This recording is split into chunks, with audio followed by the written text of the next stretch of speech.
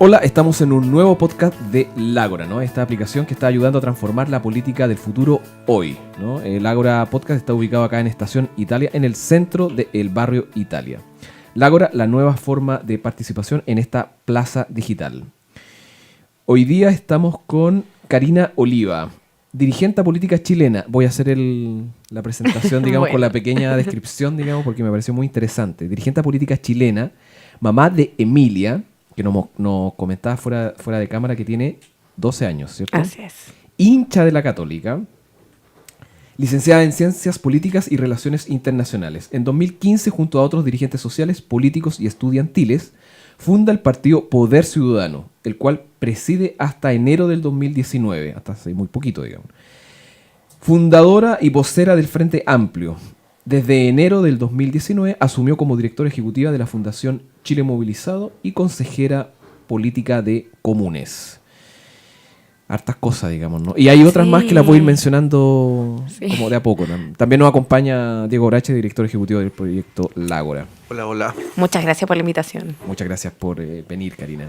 Partamos con algo que es bien interesante, dada tu descripción con respecto al tema político y de todas las cosas que ha hecho. Yo sé algunas que he estado viendo acá, que todavía después las voy a ir mencionando. El tema del bichito de la política, ¿en qué momento te parte este tema? ¿En qué momento...? Yo creo que siempre estuvo. No. Siempre ha estado. Primero, ¿desde la familia? Sí, en la casa de mi abuelo, las conversaciones los domingos familiares de política, de lo que pasaba, lo que se decía en los programas políticos. Y siempre también hablando de lo que había pasado. Mis abuelos eran allendistas, socialistas. Después ellos dejan un poco más la militancia, sobre todo en los 90. Mis tías fueron, y mi mamá fueron parte de quienes enseñaron incluso a votar. Tengo como flash de recuerdos del 88, 89. Son cosas que te inspiraron, digamos, ¿no? Sí, tengo flash así como de mis tías saliendo a enseñar. Habían como unos stands que hacían y enseñaban a la gente a votar y le inscribían y ayudaban, etc. Entonces, siempre estar acompañando eso. Entonces, siempre estaba preocupación en la casa de quién estaba legislando, quiénes estaban yendo a las presidencias. Era como un debate como bien cotidiano, pero hay un alejamiento un poco más de la familia porque se volvió protestante. Yeah. A mediados de los 80, entonces como que eso era una cosa como rara que se vivía, y entonces ahí todos se alejaron de la militancia activa política, más allá de tener una preocupación permanente. Y a mí como que me agotó la iglesia, entonces como que me gustó más la política que la iglesia, entonces salté de un lado a otro. Pero hay un momento, independiente de lo que te inspiraba, que era lo que nos estabas describiendo recién, que hay un momento y dices, ya, me voy a dedicar a esto. Sí, fue en el año 2001, cuando, pues digo que era muy chica, estaba en tercero medio y estaba en lo de los estudiantes por el pase escolar. Y mi colegio yo iba en un colegio confesional, o sea, la familia era bien devota. Entonces, y protestante. Entonces, generalmente los colegios católicos igual tienen más activismo político que los protestantes. Entonces, ahí con una compañera nos dijimos, ya nos vamos a meter al movimiento estudiantil, entramos, empezamos a trabajar. Y como que me empezó a gustar, pero me gustó más que solo el activismo. A mí me gustaba mucho pensar lo que se estaba hablando políticamente en términos estructurales. Y cuando salí del colegio, tenía dos alternativas en mi cabeza que no sabía cómo confluirlas, por cuál iba a decidir, que era geología o ciencia política. Y no quedo en geología en Santiago, quedo fuera de Santiago, y dije, yo no me voy a ir del lado de mi madre, entonces me quedé en Santiago. Pero en ciencia política no había en las universidades públicas o en las estatales en pregrado, estaban todas en posgrado. Entonces había administración pública y no me gustaba, y había quedado en sociología. Y yo no quería sociología, había quedado en la Chile en sociología. Entonces yo decía, no quiero sociología, yo no quiero eso, porque yo no quiero ser socióloga. Yo quiero estudiar política, yo quiero estudiar teoría política, que es muy distinto. Tienen rasgos parecidos, se le complementan, etcétera, pero es muy distinto.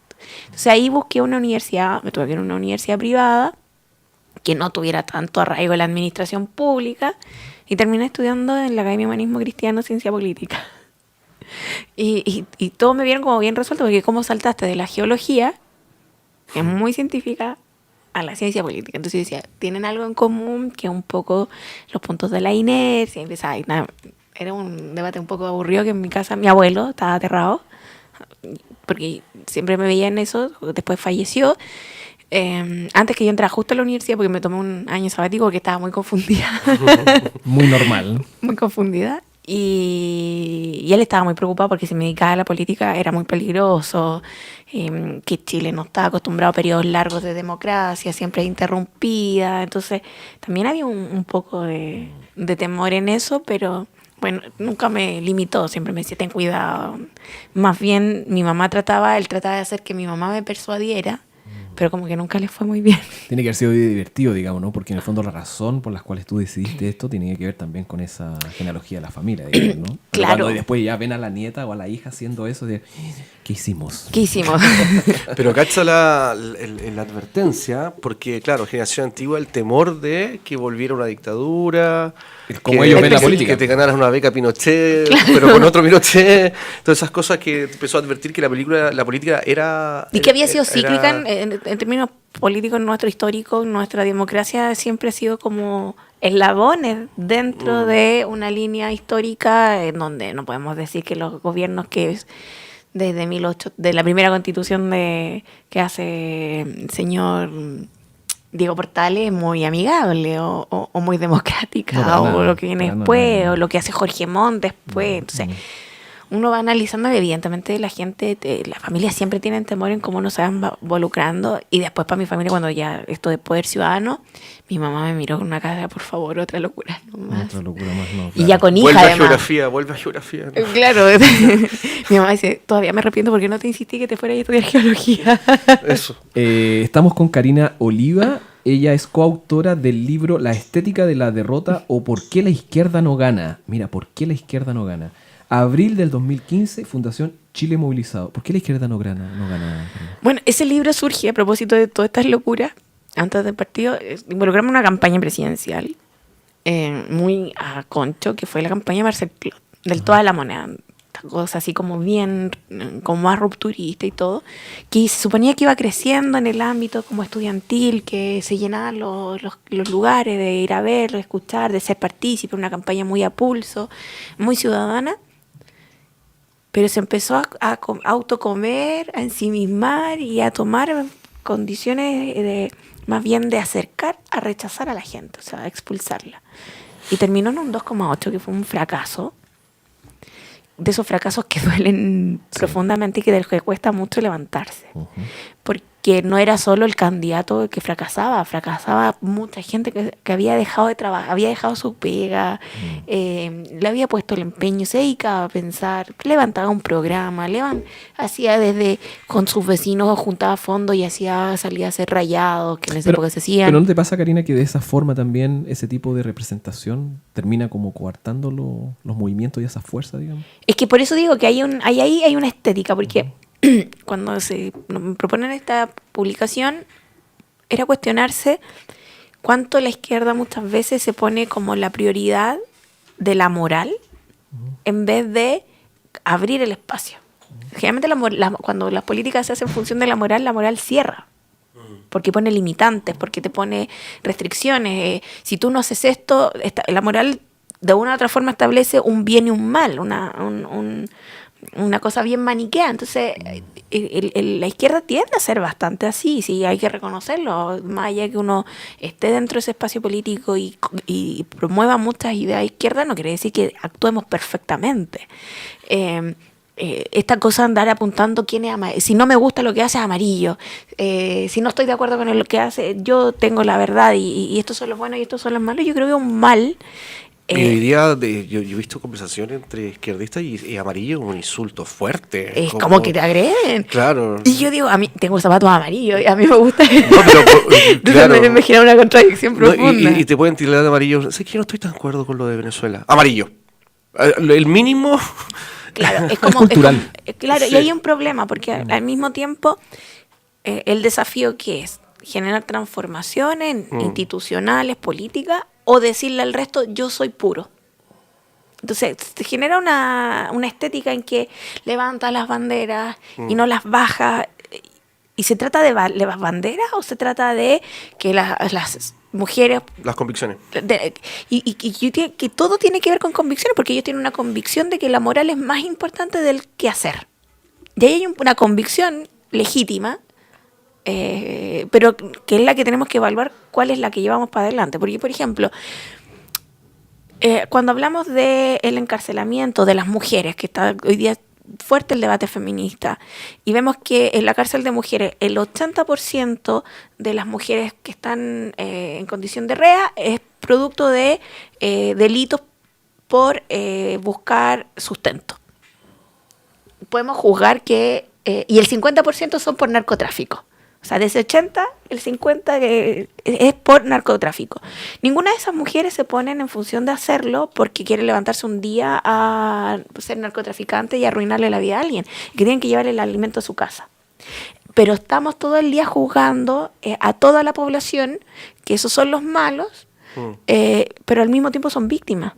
Pero ¿cómo le resolvemos a ellos el problema? ¿Cómo nos acercamos a ese mundo? Entonces, pero establecemos siempre los buenos, los malos.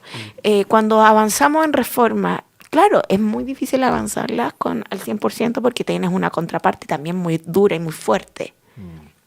Pero también cuestionamos si avanzamos. Entonces, ahí yo creo que cuestionamos que no cambia las pensiones, pero no queremos que los dirigentes que han liderado sean parte del espacio político. Entonces, ¿cómo los cambiamos? Que los otros lo cambien, que nunca han querido cambiarla. Entonces, se te vuelve como un círculo vicioso, que es por eso que se escribe este libro, que empieza a cuestionarse. O sea, queremos ganar, obvio. O sea, no puede ser sentirte satisfecho por haber perdido. Porque hay una satisfacción en un sector, no toda, por cierto, en sentirse bien por haber perdido. Si perdiste es porque no cambiaste nada. ¿Y cuál es tu objetivo? ¿Sentirte bien o cambiar las cosas? Hoy día yo creo que también esa cosa así como de tenés que ganar puede ser, si empezamos a ver la sociedad como está construida hoy día, más horizontales, digamos, ¿no? Puede ser... Se ha salvado el agua y todo el equipo, digamos, en este momento. Casi buena destruye todo el computador. Tengo buenos reflejos. Pero fue bueno eso, no fue rápido. Entonces decimos, ya aquí lo que tiene que ganar es la ciudadanía, ¿no? Transversal, que se ve como hoy día se ve la política, que se ve tal. Pero aparecen figuras como Kast, digamos, ¿no? Y uno dice, hay que ganar, le parece. Hay una postura nuevamente de poder volver a tener que combatir eso, digamos. Yo creo que es una necesidad urgente porque no se trata de un sector político, no se trata de los que fueron parte del gobierno de la presidenta Bachelet o los que son de hoy día del Frente Amplio. Si gana alguien como José Antonio Kast, es un peligro para todo. Entonces yo digo que nos vamos a sentir satisfechos porque ganamos y levantamos el programa más que va a transgredir toda la Constitución del 80 o vamos a lograr que no gane. O sea, ¿cuál es el beneficio o cuál es lo significativo? Lo significativo para mí es mi individualidad, lo significativo es lo colectivo. Y las máximas y las mínimas, ¿cuándo las pongo? ¿Cuándo son la prioridad es la máxima y cuándo la prioridad es la mínima? Hay luchas por varios frentes. Hay permanentes luchas por distintos frentes y en distintas dimensiones. Entonces, cuando se da la electoral, no es la misma que cuando tú estás debatiendo las ideas para que haya un debate para que haya un debate electoral que tenga contenido de fuerza, de ideas, tú tienes que estar dando un debate de ideas, pero si no está, va a estar siempre la electoral en ese ensimismamiento que se le puede cuestionar y todo, pero si no, alguien te la va a ganar. Si en la política, bueno, yo creo que en eso la ciencia es muy clara, el vacío no existe. O sea, la realidad del vacío no existe, que queda algo vacío y queda vacío, no. Algo lo llena, siempre, algo lo llena. Tú al vaso le sacas el agua, se llena de oxígeno, se llena de aire. Si en un espacio de luz le quitas la luz, entra la oscuridad. O sea, nunca hay un espacio vacío. Entonces, en política es muy parecido. Hay que estar muy atento, digamos. Claro, el candidato o el ex candidato o una figura pública como José Antonio Kast se va a ir para la casa, ya, se fue para la casa, pero alguien lo va a ocupar. Se fue Longueira y alguien ocupó ese lugar. Pero ojo también, Karina, esta vacío. cosa así como las alternancias también que hemos venido viendo en los últimos tiempos. Es que no había finalmente. alternancia. O sea, me refiero así como Bachelet, Piñera, si lo vemos, es el tema, Claro. ¿no? Claro, no hay alternancia, así, pero en el fondo es la izquierda, bueno, el Colo y la Chile, digamos, ¿no? Así como izquierda-derecha a través de un Yo creo que uno de los grandes digamos. problemas del sistema presidencial. Uh-huh. Y la ciudadanía empieza como a sentir que no está participando, no hay grandes transformaciones. Yo creo que no solo siente que no participa, yo siento que no tiene espacio en el debate. Disculpe, ¿tú tuviste algún minuto en la concertación, en la nueva mayoría, y de ahí te trasladaste al Frente Amplio? No, ¿O- yo lo que... yo fui militante del MAS en el 2012, 2013, 2010 por ahí, y me fui cuando se conforma la nueva mayoría. Ya. Ahí ya... Ay, Porque, mira, cuando hablamos de ganar... Porque hay yo le tengo distintos mucho respeto a la presidenta Bachelet, ojo, Mm. pero creo que el proyecto de la nueva mayoría yo lo veía disociado. Votado. Así, ¿no? Y que eso te quería comentar, por ejemplo, cuando hablaba del tema de ganar y cuál es el objetivo de ganar, por ejemplo, mostrar la diferencia entre Trump y Obama. Obama quería ganar, pero en el fondo ganaba a través de la idea para cumplir su objetivo. En cambio, Trump ganaba, pero a través de la derrota de la persona. Daba lo mismo Exacto, sí. cómo él ganaba, si no quería derrotar al oponente, ¿cachai? Y a mí me parece un poco que con la concertación y la nueva mayoría, el ganar, hay que transmitir muy bien el objetivo claro de lo que tú quieres como también coalición política. Por ejemplo, en los años 90, al principio con Elwin, era obviamente recuperar la democracia. En el caso con Frei era dar a conocer el país, al parecer. Sí. Y se transformaba eso. Con Lagos era actualizar el país. Ponerlo al día en términos de tecnología, de innovación, de carretera. En el caso Bachelet, el primer Bachelet 1, claramente aumentar los beneficios sociales. De ahí para adelante como que se diluye un poco el objetivo, claro, como que después ya se mantiene lo que te comentaba de lo que tú dices, ganar por mantener el poder. Pero la convicción, el leitmotiv en el fondo, como que se fue diluyendo y ahí ya se evaporó mucha gente que de la izquierda, que ya no le queda claro que esto. Y imagino que eso también generó que apareciera el Frente Amplio. Sí, sí, es más, yo creo que incluso yo lo tengo que evaluar y generalmente me estoy cuestionando y me generan las contradicciones. Claro, me fui de una podría haber estado en la campaña de la expresidenta Bachelet 2013 y lo hubiese pasado bastante mejor de lo que pasé en la otra. Pero también es porque uno se va generando condiciones de las contradicciones que él tiene que resolver. O sea, yo también tuve ese mal de la moral, de la política y lo bueno y lo malo. Esto lo hicieron todo mal, esto todo bien. Y en ese debate lo que pasa es que se empieza a diluir y se vuelven significantes vacíos y se vuelven diluibles, porque no hay nada que se esté cuestionando. Cuando hablamos de la democracia en Chile, es verdad, empezó un proceso de retorno a la democracia, pero también se fue condicionando a un significante vacío. Entonces, había un significante mayor cuando llega la concertación de recuperarla, había una ansiedad de la gente de Chile entero de salir de esa tiniebla tan profunda, tan dolorosa, que además tenía cosas muy complejas de abordarla. O sea, a Pinochet se le hablaba el comandante en jefe hasta el 98, ¿no? 2000. ¿Era senador también? Era senador vitalicio. Sí. Ahora, no debiese extrañar. Y no se hablaba de dictadura, se hablaba del régimen militar. Claro. Entonces había una cosa en que había una voluntad de abordar la democracia, que yo no lo pongo en cuestión de quienes la lideraron. Puedo cuestionar cómo la ejercieron, que es otra cosa. Son dos cosas distintas. Eso ahora te quería comentar porque en algún momento tú hablaste así como de que Chile es Chile, ¿no? La Constitución del 30, que se y tal, ¿no? Con Portal y compañía. En Chile, y esto es una visión histórica, digamos, ¿no? Así como muchas dictaduras intermitentes, ¿cierto? ¿No? Y después luego lo que aparece como democracia finalmente son administraciones de esas mismas dictaduras, digamos, ¿no? O sea, y es muy triste. Es triste, claro. Es muy triste en nuestra historia eso. Por eso se puede agotar de repente esta cosa. O sea, no nos espantamos todavía después de 100 años de lo que pasó en Santa María de Iquique, que es horroroso, que de verdad, justo a propósito, Emilia estaba estudiando esa materia, entonces estamos poniendo la cantata para que entienda el contexto. Y es terrible. Es brutal. Sí. O sea, lo mataron porque ellos estaban pidiendo poner un cerco para no caerse adentro de las calicheras.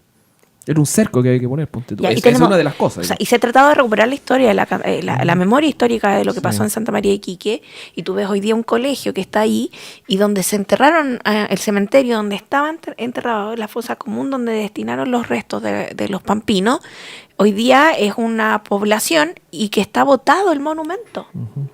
O sea, tenemos historia también de abandonar la memoria. Entonces nuestra democracia se vuelve un significante vacío y nos hablamos siempre de la república, o sea, de esta gran república. En el 45 se dicta la ley maldita y hubo persecución y hubo crímenes de lesa humanidad, desaparición forzada de personas. O sea, lo que nos ocurre posterior hasta el 80, hasta el 90, en definitiva, hasta el 11 de marzo del 90, es una historia que ya se venía repitiendo históricamente. Entonces, cuando hablamos de la democracia y cómo se administran las democracias post-dictaduras, cómo se hacen cargo de lo que dejó el dictador, siempre. Y en esa construcción se vuelven significantes vacíos, cosas que son muy complejas que no hemos podido debatir, porque yo entiendo lo complejo que tiene que haber sido para Elwin o para todo el gobierno que fue en ese momento, que todos hablan, no, la política del consenso, política del consenso hubo, pero es bien fácil que te digan obligado al consenso cuando te tienen la metralleta debajo de la mesa, po. Sí, claro, no. Y esa complejidad es el que no le mostramos al peso, que hace que hay unos que también les fue cómodo también en un momento excusarse en que estaba la metralleta abajo. Sí, claro. O sea, hay dos cosas al mismo tiempo que se conjugan, pero por otra parte permitimos que eso hiciera que nuestra democracia terminara un significante vacío. ¿En qué se traduce para el presidente de la República hoy día nuestra democracia? En que fue electo por una cantidad de votos, pero no lo ve como un sistema de derecho. Como cientista político, lo primero que el profesor me decía, la democracia es un sistema de derechos siempre perfectible y que es una cosa que siempre va creciendo en el infinito. Y después ve al mandatario diciendo, no, la democracia es como me eligieron. Entonces yo puedo hacer y deshacer. Si no me gusta lo que están haciendo los otros poderes, los mando al Tribunal Constitucional. Claro. Entonces, ¿cuánto nos cabe pensar de que la democracia es un sistema de representación o es electoral, un sistema de ejercicio del sistema de representación o un sistema de derecho? Entonces uno dice, bueno, entonces, bajo la lógica del presidente, cuando la Junta Nacional de Gobierno se reunía a tomar decisiones, era democrático porque la votaban entre ellos. Uh-huh. Bueno, uno de los problemas que existe es que es aparentemente absurdo dentro de la que política creo. profesional ellos creen que son los que tienen como la soberanía de este territorio, digamos. Y al mismo tiempo nos vemos que se nos está volviendo, a propósito de la fecha, que los derechos humanos también se nos está volviendo un significante vacío. Es como manoseable tocarlo y abordarlo, decir, no, Venezuela, una violación a los derechos humanos y hay que cuidar la democracia y los derechos humanos, mire cómo sufren, pero no nos importa lo que está pasando en Hong Kong, no nos importa lo que pasa en el Tíbet, no nos importa lo que pasa en Filipinas, lo que pasa en Irán, lo que pasa y lo que pasa en Estados Unidos, o sea, lo que pasa que es Hay de todo, ¿no? hay de todo. Entonces, los migrantes que llegan por el Mediterráneo a Italia, Alemania, España, en condiciones... No es algo acá solamente, digamos, ¿no? Claro, entonces, para algunas cosas somos grandes defensores y para otras no. Entonces, ahí yo creo que el debate que queda pendiente como para los sectores políticos a preocuparse, porque cuando se vuelven significantes vacíos, Es el problema, claro. es el gran problema. Estamos en Lágora Podcast, ¿no? La nueva forma de participar en esta plaza digital, ¿no? Partimos hace muy poquito y ya contamos con 7.000 usuarios y 200 actores políticos. Hoy día nos acompaña Karina Oliva, ¿no? Desde mediados del 2018 es panelista del programa de fútbol y política en la barra. Mira, todo el tema femenino y tal, el fútbol, como hincha de la Católica. Hincha católica. Interesante, ¿eh? Sí, soy fan de Gary Medel. Ah, mira. Mm. Como casi todos los chilenos. Sí, Intocable. intocable. Puede hacer autogol y nadie dice nada. ¿De Pellegrini? ¿No? No, de Bielsa. Porque Pellegrini es católica, ¿no? Sí, pero dirigió la U. Ah, claro, ahí ya. Hay heridas. Yo No, soy de la U, yo soy de la U. no. Y además eres hoy día directora ejecutiva de la Fundación Chile Movilizado. Cuéntanos de eso para entrar un poquito también en ese terreno, digamos, de lo que estás haciendo hoy día. ¿Qué Sí. es Chile esto de Movilizado? Chile Movilizado. Chile Movilizado surgió en 2014-2015 y la idea era empezar un debate de todas estas cosas, pero también que tuviera dos elementos. Una capacidad de incluir debates, de ideas, de propuestas, de estar pensando rellenar esos significantes vacíos. Y por otra parte, cómo se interrelaciona con la ciudadanía. Entonces nosotros tenemos como, hoy día Chile Movilizado tiene dos áreas más fuertes, que una es el Observatorio de la Democracia que estamos levantando, que es parte de esta iniciativa de cómo abordar la democracia y el desarrollo. Siempre lo digo, hoy día se nos pone en la cabeza que el desarrollo es cuánto crece el país, no cuánto se distribuye la riqueza. El proceso de desarrollo, los desarrollismos tenían que ver con las distribuciones de la riqueza y que los ricos no fueran tantas veces más ricos que los pobres. Y Chile está en un rango de el más rico gana 39 veces más promedio que el más pobre. Creo que estamos en el top 5, ¿no? De los Sí. 5 países más desiguales, ¿no? Sí, y cada vez pasa. O sea, nos espantamos unos 10 años atrás porque era 27, ahora estamos en 39. O sea, las diferencias que hay. Entonces ahí eso lo estamos abordando como área del Observatorio de la Democracia y Desarrollo, distintas aristas, instituciones, participación y actores políticos, cómo se interrelacionan. Yo no soy de las que cree que hay una división entre lo social y lo político, creo que todos hacemos de una u otra forma ejercicio político, y creo que están necesitándose dialogar porque nos divorciaron. El mundo social está allá y el mundo político está acá. No, el permitir esa división hace que los actores dejen de dialogar, que el movimiento social que existe, por todos los movimientos que hay, estudiantil, AFP, medio ambiente, feminista, animalista, tiene que tener y ser parte del significante político. Porque si no logra, solo queda en un demandante y tiene que ser un actor. Pero al mismo tiempo, no toda la ciudadanía está involucrada en el movimiento social. Entonces, el movimiento social no es todo. Es también una parte de una batería de lo que es la polis, donde se desarrolla políticamente. O sea, yo siempre le pregunto a la gente, ¿cuántos participan en movimientos sociales activamente? Así como cuántos militan, así como cuántos se nos cuestiona, a los que hemos participado en política, se nos cuestiona que somos muy poquitos, pero ¿cuántos participan de los movimientos sociales? También es poco, porque nos divorciaron. Entonces, cuando permitimos ese divorcio, la gente quedó afuera. Cuando te refieres al tema de ese divorcio, ¿a qué te refieres? Al divorcio entre lo social y lo político. Perfecto, okay. Que yo creo que no existe. Reforzarlo, digamos. Claro, yo creo que no existe porque, o si no, el movimiento social también es un elemento aparte y no está aparte. No está aparte de los actores políticos porque tiene que demandarle a alguien y alguien tiene que responderle. Pero ese movimiento social no puede estar ajeno a la ciudadanía. ¿Cuántos los movimientos establecen su vínculo con la gente que está a favor y está en contra? ¿Cómo logra convencer? Que no se trata solo de la demanda, esa movilización. O sea, yo soy más de la teoría de los partidos movimientos. Eso de estar adentro, fuera, activando, Bueno, los movimientos y las agitando. causas tienen mucho más magnetismo que los mismos partidos políticos. Claro. Eso te iba a Pero mencionar, es que digamos. las causas cumplen un objetivo. ¿Y qué pasa cuando la causa la obtienes? ¿Qué pasa con la organización? El desarrollo de la organización. Entonces, los partidos tienen un rol fundamental. No pueden suplantar al movimiento social y no pueden suplantar al rol de la ciudadanía. Pero tienen que saber convivir y dialogarse. No es una competencia cuál tiene más adherentes o menos adherentes. Bueno, Es Gabriel cómo se Salas, mueve sí. ese triunvirato, por decirlo así, Claro. y se articula y se va organizando. Porque el partido tiene que resolver todas las demandas y tiene que tener todas las demandas. No. Es un catalizador de las soluciones, es un catalizador de propuestas políticas, institucionales, a nivel de Estado, a nivel ciudadano. Bueno, El la movimiento biografía social, de la historia humana en base a las presiones sociales a través de movimientos, movilizaciones, causas, que eso repercute obviamente El o sistema alinea político. a los partidos políticos para trabajar en función de eso. Un poco la historia. Pero Gabriel Salazar me acuerdo que comentaba que las causas y los movimientos debían existir, movilizar los temas y luego evaporarse, desaparecer. Exactamente. Pone el claro. tema sobre la mesa, se concreta, se evapora.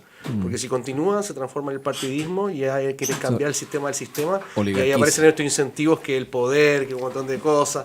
Por eso me Claro. gusta la combinación que tú dices, partido/movimiento, justamente para que los partidos posicionen estas causas sociales, las ponen sobre las mesas, las concretan y aparece otra porque movilización. va a haber, hay una cosa que es como muy ligada como a las nociones como más científicas de las teorías científicas, en que la materia como se mueve, se transforma constantemente, ¿no? Si queda permanente, nada es permanente. Todo es movimiento. Y una lucha así como el universo llega, la logras, la alcanzas, llegas a un punto, crece. De manera, es como el universo es siempre infinito, entonces las demandas van a ser siempre infinitas. ¿Sí? Y no, si tuviéramos pensado, ¿qué es Así lo más? se genera Mira, el progreso, a través pero- de las causas y movilizaciones, de hecho. y ese es un problema que hoy día vive en nuestro país, en el sistema que hoy día tenemos, en que nuestras demandas, tristemente, son las mismas que a principios de hace un siglo atrás. Entonces quiere decir que algo el sistema político no está rindiendo. O sea, si las mismas demandas son por el derecho laboral, a las horas de la garantía del derecho al trabajo, con tiempo, con la convivencia humana, y eso se especula, y son las mismas demandas que hace 100 años por el derecho al trabajo, que las mujeres puedan participar políticamente. O sea, seguimos exigiendo a 100 años casi prácticamente del derecho al voto a la mujer, que las mujeres puedan ser partícipes del Estado como reconocimiento natural del parte de la toma de decisiones del Estado. Entonces, ahí es cuando dice, algo el sistema no está funcionando. ¿Y por qué? Porque hemos tenido profundas dictaduras. Claro. Pero hoy día el debate político es bastante estéril, muy estéril, es muy latero, no es concreto, es muy polémico, muy farandulero. Lo que sucede en Twitter hoy día se replica en la tele. Sí, a mí me da vergüenza. Cuando hablamos de Venezuela dicen, no, es que fascismo, no, es que no sé qué cosa, no, es que democracia en crisis, no, es que... Para mí, por lo menos en lo particular, es un debate estéril, en vez de preocuparse cómo solucionamos ese tema democrático en ¿Pero qué es lo que está vendiendo? Ese es el problema, que nos ven, es como el miedo vende. Sí, claro. Entonces, cuando hablamos de Venezuela, o sea, el mismo inserto del Mercurio que salió es porque el miedo vende. Y bueno, y ese concepto de Chilezuela se empezó a posicionar en las redes para el gobierno de Guille, que Guille obviamente no iba a transformar esto en Chilezuela, tal vez hubiera sido un gobierno un poquito más lento, más latero en términos de cómo él comunica, porque es como bastante lánguido, pero no transformar en Chilezuela. Pero eso crea una distorsión a la realidad, y eso es porque la gente está desinformada, y de hecho un poco apunta a eso la aplicación, informar de manera propositiva y constructiva y potenciar el debate político, que hoy día no existe ni en Twitter, ni en la tele, ni en ningún lado. Hoy día incluso yo estoy un poco, y aquí tal vez el tema de Cast, de las cuentas de Panamá, creo que lo dije en el debate, en el podcast con Mirko. Hoy día le dicen, oye, pero tenéis cuenta en Panamá y no sé qué cosa, y él dice, no, lo que pasa es que mi primo, la empresa de acá, de eso, lo otro, y empieza a dar como información y argumentos que para mí son estériles, que no aportan nada a la conversación política ni a la construcción incluso del país hacia el futuro. Se complica. Y encima él es empresario, está formado para eso. Obviamente va a colocar las lucas donde puede ahorrar más porque está formado para ser empresario, pero si la gente... elige un empresario, no nos sorprendamos que esas cosas sucedan dentro de su trabajo político, o sea, su trabajo como empresario previo. Si no nos gusta, no elijamos empresario. Claro. Pero yo creo que ahí pasa también porque nos sitúa el miedo. Mira, el debate absurdo que hubo sobre las 40 horas en la comisión de trabajo llega tanto que el miedo es un freno social tan importante que lo ponen en un significante tan colectivo e importante para la ciudadanía, que es la Copa América. O sea, nos puede faltar el pan, pero Copa América no. O Mundial no. Entonces, se llega al absurdo de querer llevarlo a ese extremo de significantes culturales. Lo bueno que hay sabiduría popular que dice, ya, esta cosa es ridícula. Pero se trata de instalar con el miedo. Por eso a mí me gusta, a propósito de eso que decías tú del programa de fútbol, mucho el fútbol. Porque el fútbol tiene una sintonía con la gente que la política no tiene, y que desata pasiones que la política de hoy día no tiene. Y creo que la política tiene que tener ese factor de la pasión de jugártela, de no tener miedo a abordarlo. O sea, uno quiere a su equipo no porque gana o porque pierda, sobre todo hoy día la U.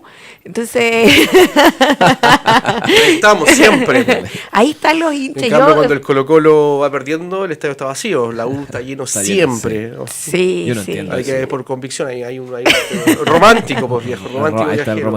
Pero creo que eso se tiene que tener. A los hinchas católicos nos hacen bullying. Siempre. Sí. Siempre nos hacen bullying. Son como 20, ¿no? 2. Sí. Aquí 19, aquí ahí tenemos una. 19. Somos mucho más. Y genera. Y tú estás ahí porque estás convencido de que te representa un proyecto futbolístico y lo criticas a la dirigencia, pero lo sientes parte de tu vida, de tu proyecto de vida. Uno se presenta y dice, y soy hincha de tal equipo. ¿Cuánto uno dice? Oye, sí, yo me presento, soy Karina Oliva, soy militante de un partido. Esa pasión yo creo que es necesaria en política. No estoy hablando del fanatismo. Pasión. La pasión hace bien. Si el corazón le hace bien, a verse sentirse hinchadito, apretarse, moverse. Estamos en un nuevo podcast del Ágora. Estamos ubicados acá en Estación Italia, digamos, en el corazón de este barrio, ¿no? A nosotros nos gusta la palabra barrio. El barrio Italia. Quedó claro en esta primera parte del podcast de que lo principal, y corrígeme si me equivoco, es de la fundación, es poder hacer estos lineamientos entre lo social y lo político, tratar de aunarlo, digamos. ¿Dónde convergen estas propuestas, digamos, ¿no? Que tengan que ver con esto que estás diciendo tú? ¿Dónde crees tú? Porque por un lado, y aquí voy a hacer una acotación bien personal, digamos, ¿no? Que como estábamos hablando en algún momento, a mí me gusta mucho la historia, ¿no? Que finalmente, a través de los movimientos sociales, efectivamente, se terminan, cuando hablábamos esto de Gabriel Salazar y las oligarquías que se empiezan a chocar porque tienen el techo, llegan hasta aquí nomás, ¿no? Y luego los movimientos sociales se transforman en partidos políticos, digamos, que con la promesa de cambiar el sistema de derechos, y finalmente no se puede, digamos, ¿no? Desde la propuesta de la Fundación, si bien estamos claros incluso de la ciencia de que hay que unar lo social con lo político, ¿dónde van a converger este tipo de cosas, digamos, ¿no? En el primer parte de hoy día tuvimos también con un concejal y que hace este trabajo que le llamamos nosotros de hormiga, que conversa, ¿no? Y es él el que va, y no ya con la figura de la autoridad antigua, digamos, añeja, que son ellos los que tienen que ir al municipio, digamos, para llevarlo el tema a los concejales, que para nosotros el proyecto de Agora es muy importante. El 80% de los políticos son concejales y no los conocemos. Entonces, ¿dónde debiesen converger todas estas cosas sociales y políticas de acuerdo a la Fundación? A ver, yo creo que tiene que haber una recuperación. A mí también me gusta la palabra barrio, el significante del barrio. Yo creo que tiene que empezar a converger la política en el barrio, ¿ya? Pero no en ese cliché de solo los cargos. Yo creo que hay en la recuperación del espacio. Hay elementos sustantivos en la recuperación del espacio. Cuando hablamos incluso de delincuencia, de vulnerabilidad o de sentirse vulnerable en un espacio, el barrio es súper elemental.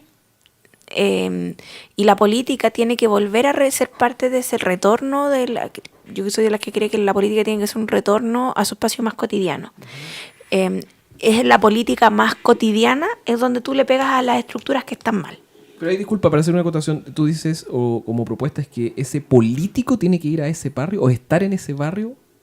Porque tú hablas de... Es que yo creo que todos somos políticos. Perfecto, entonces, okay. Eso era para reforzar eso. Sí, digamos, es que yo creo que todos tenemos un rol súper importante. Mira, cuando uno ve las tasas, sobre todo en participación política, mujeres, hombres, jóvenes, adultos, etcétera, lo que te vas dando cuenta es que cómo tú enfrentas las desigualdades.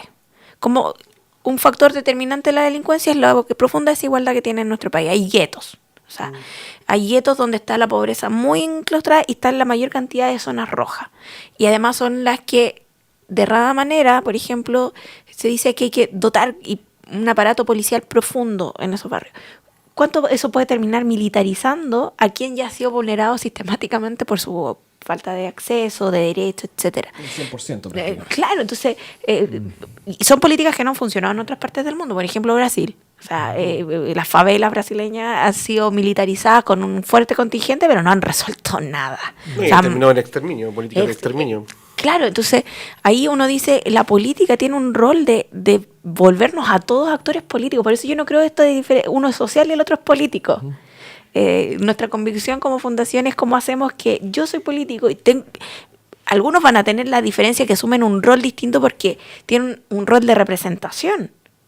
Pero no es que uno sea el político, allá están los políticos y acá están los ciudadanos. No, yo de verdad no.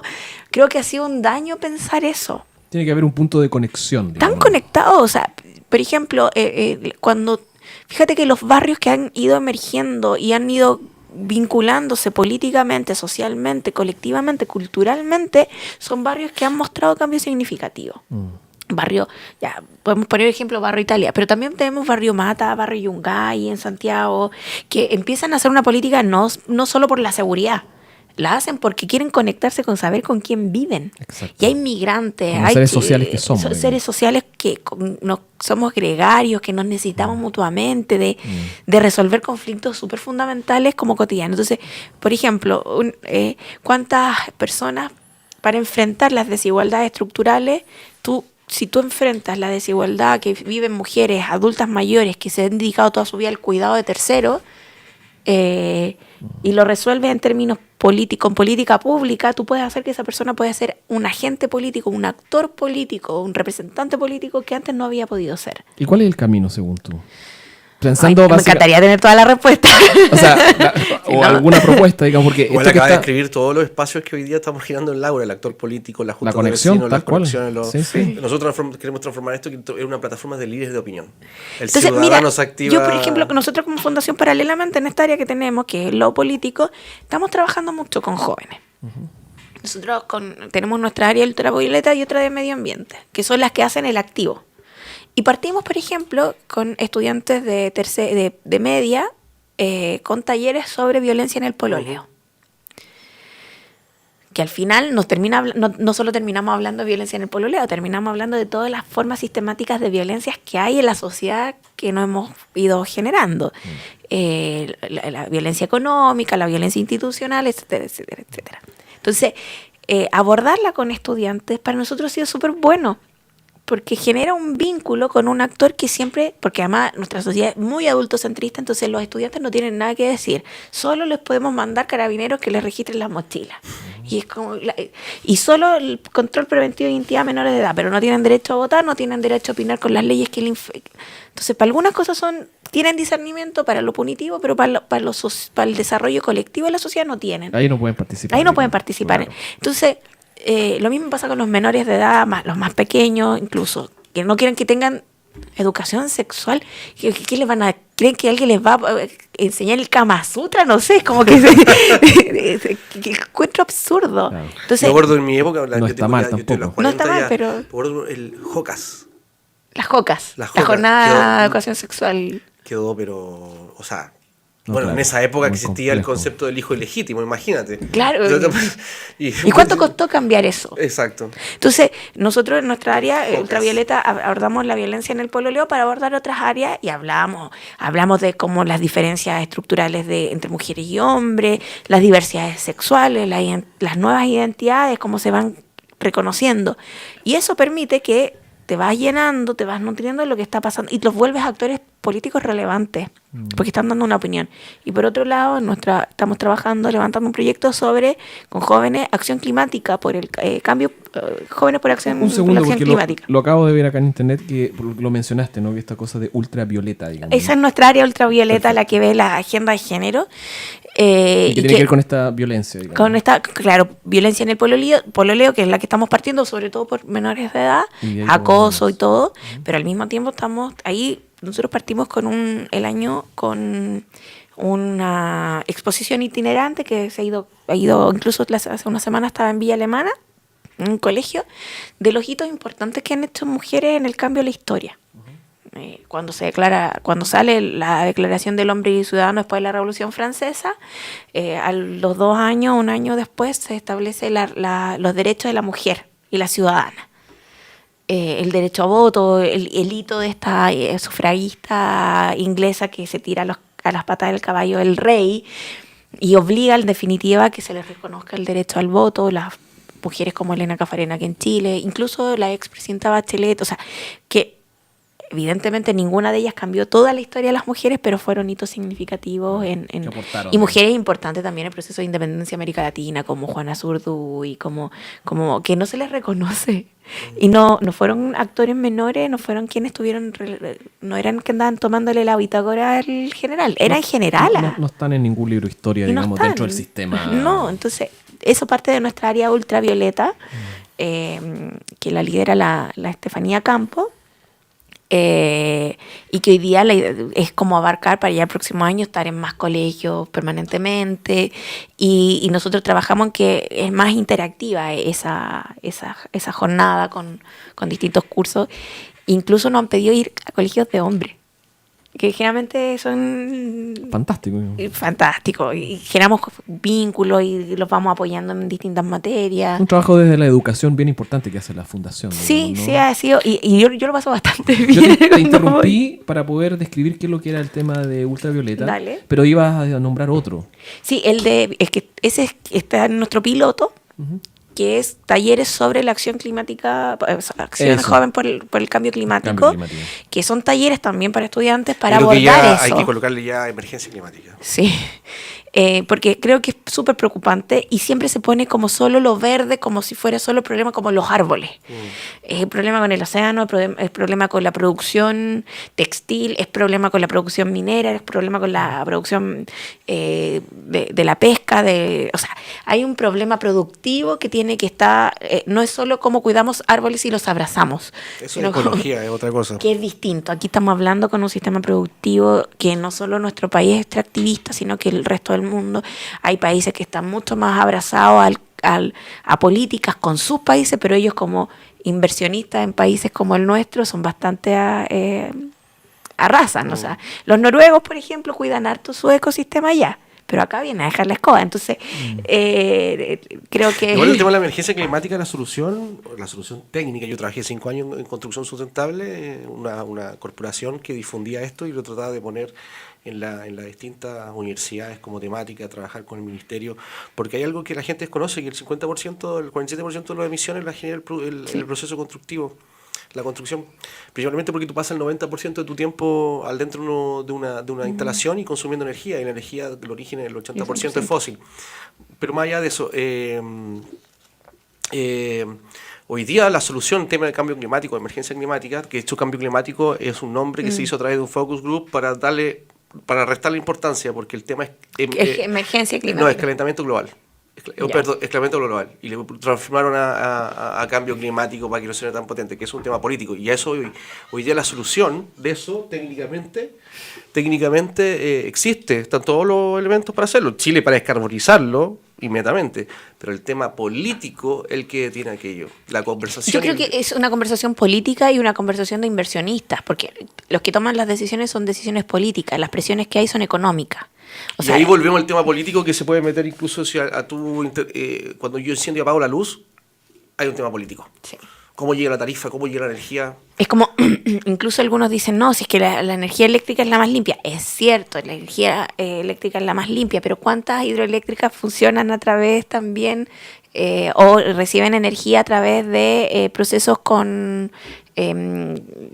¿cómo se llaman? Termoeléctrica. O sea, claro. Yo hace 2 años atrás, no, el año pasado, estuve en Mejillones, que no se me puede olvidar esa imagen.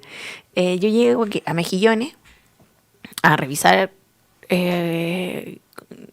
ver la zona, y hay 17 termoeléctricas en el borde costero con una carretera eléctrica hacia Calama. Es que la canción en Mejillones se fue a las palas.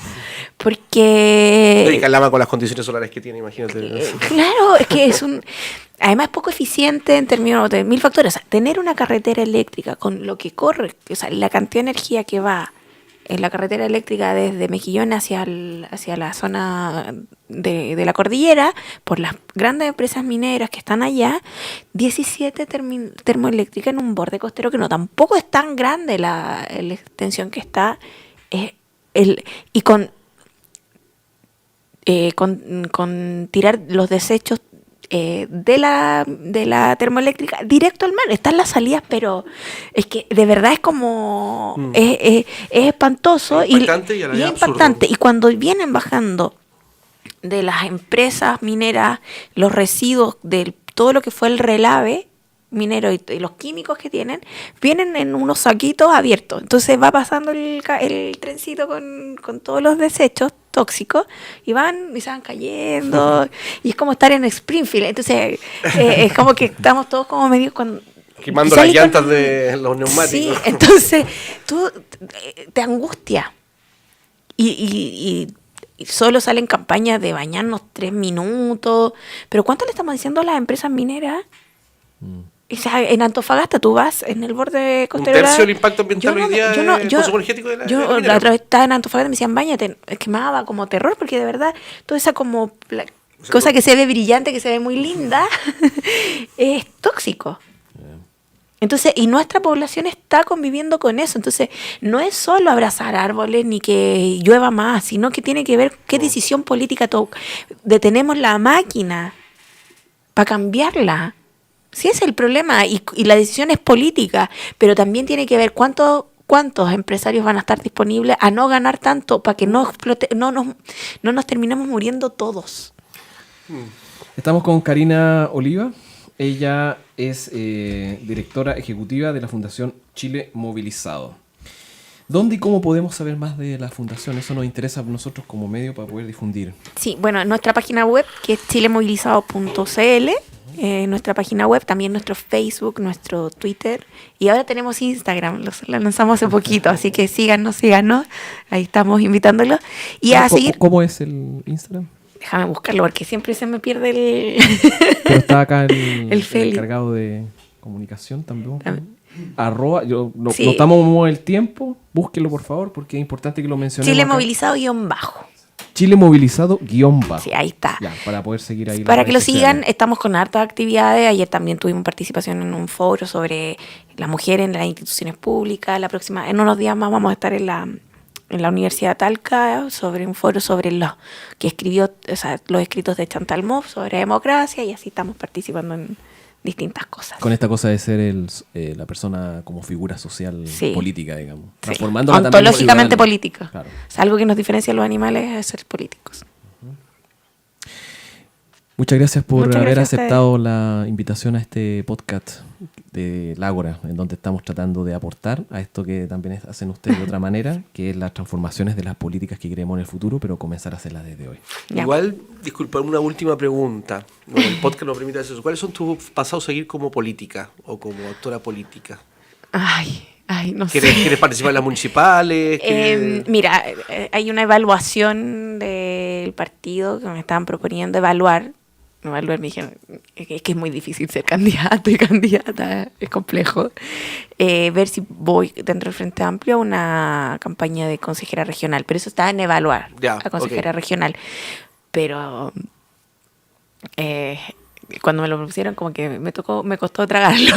Me imagino. Pero es difícil porque también uno se va involucrando. Yo cada día en la fundación lo paso mejor, entonces como dejarla es como que me cuesta un Qué poquito. interesante eso, porque nosotros, bueno, lo hemos hablado continuamente en los podcasts, ¿no? O sea, las causas, fundaciones, movilizaciones, movimientos sociales, por ahí puede ser que sea la vía, digamos, más que Sí. entrar, digamos, dentro del sistema que se debe tal, porque eso ya sabemos que está de alguna manera agotado. Sí, digamos. pero igual Es es una forma- entretenido. Es una forma de participar, por Sí. supuesto, digamos, estamos convencidos de eso. Sí, la fundación yo la quiero mucho además. Ahora sí, muchas gracias por participar. Muchas en gracias a nuestro ustedes. podcast. Que estén bien. Chao, chao. Chao.